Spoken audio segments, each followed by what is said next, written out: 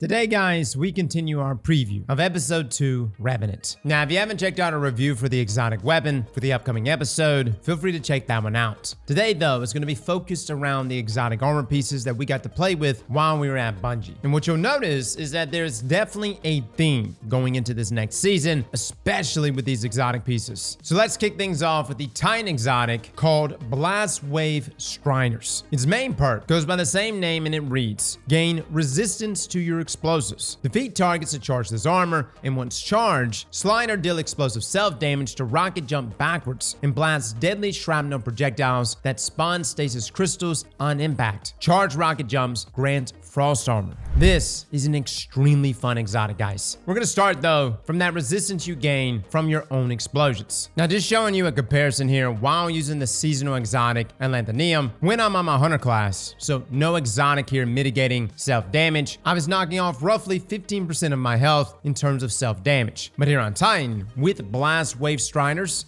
it barely deals any damage at all. I'm talking like maybe 1-2% at most. And honestly, this makes me wish I could have tested this out on a number of other things that deal explosive damage. Now, as for the rest of the description, this exotic works off of a meter. We can see it here in our UI as we score kills. That meter will gradually go up. Now, it looks to be somewhere around 12 kills to get that full meter, but I do believe that higher tier combatants also give bonus progress. We're gonna get to that in just a moment. Now, I'm gonna go over how you can fill that meter up almost instantly. But once you do fill that meter, your next slide or self-inflicted explosive damage will then knock you up and backwards while shooting out this fan of 8 projectiles that will then spawn these large stasis crystals wherever they land. Now, at the same time that this is happening, when proccing that rocket jump, you'll be getting frost armor ×5. This will last for 10 seconds, which is amazing. We're talking 22.5% damage resistance, and if you happen to be rocking Whisper of Rime, you'll get ×8 for 36% damage resistance for 13 seconds. Now, this takes us to the hidden synergy that I mentioned before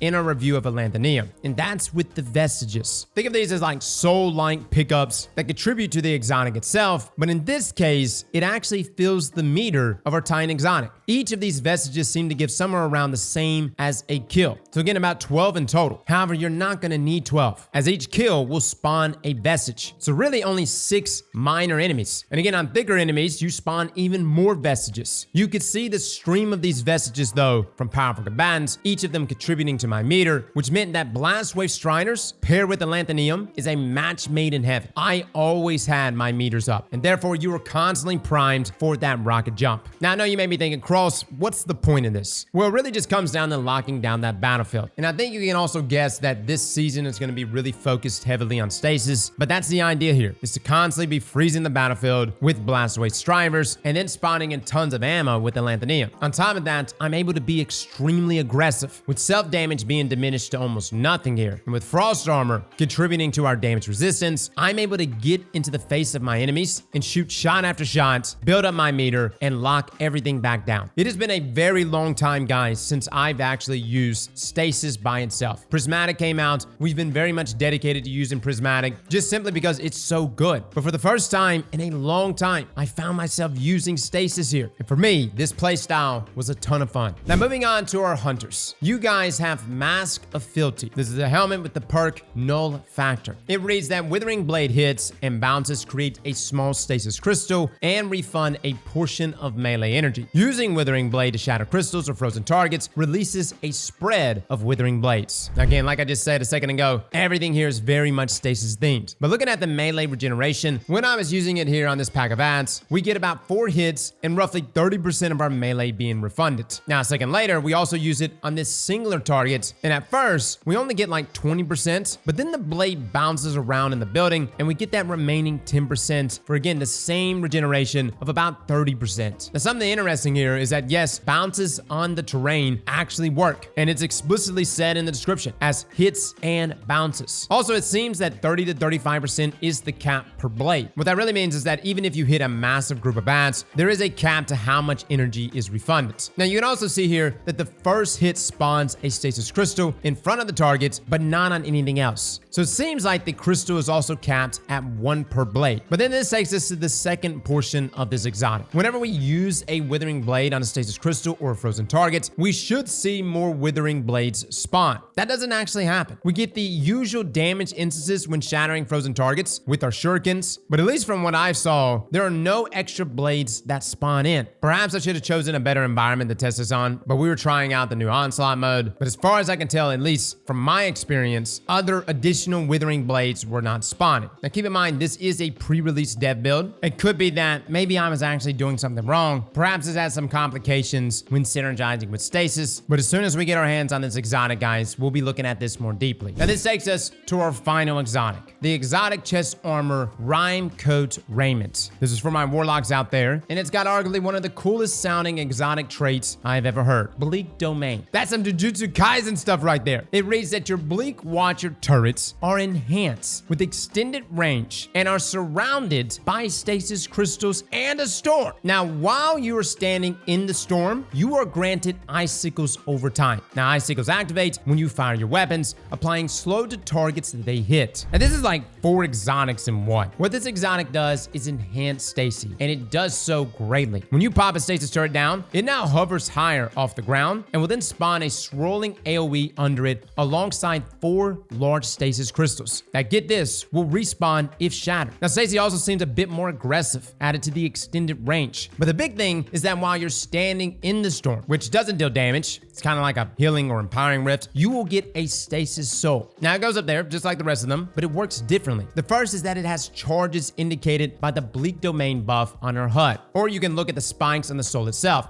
Now, these charges are built up by standing in the storm. Now, to spin these, simply just shoot something. When you do that, the soul will consume 1 charge and then fire off an icicle at your target, which does about the same damage as a hand cannon shot. I really wish I could have tested this at Carl, so I can't give you exact numbers, but the soul charges are pretty fast. So think of this as like Hellion, Arc Soul. The same thing is happening here with our Stasis Soul. What you can expect from this is a good amount of passive damage as you slay out, but the soul will not remain with you if you leave the storm. This pretty much locks you into that location if you're trying to take advantage of that soul buddy. Because if you leave, after about a second of being outside of that AoE, that stasis soul will despawn. What Rime-Coat Raiment really provides here is really for the ability of warlocks to dig in, to set up this mini fort of stasis crystals as protection with the Bleak Watcher floating above it, to hunker down, to make use of the stasis soul to defend your position, which is actually perfect for game modes like Onslaught. The one thing I didn't get to test that I really wish I could have is whether or not this stasis soul would apply to anyone that steps in the storm, or if it only applies to the caster. That right there would be nuts. And that's everything, guys. Those are your 3 new exotic armor pieces that are coming with Revenant. Each class got a new exotic that's 100% tied to stasis. And if you look at Revenant as a whole, and we're going to be going over artifact mods very soon, this episode is very much revolving around stasis, something that the community has been asking for a very long time. Again, if you're curious about any of the other videos we've made so far about Revenant, down below will be a link to everything. And if there's something we may have missed in regards to our exotic armor pieces, feel free to comment them down below. Fellas and ladies, thank you all for coming and watching, and as always, slap that like button like your mama told you right.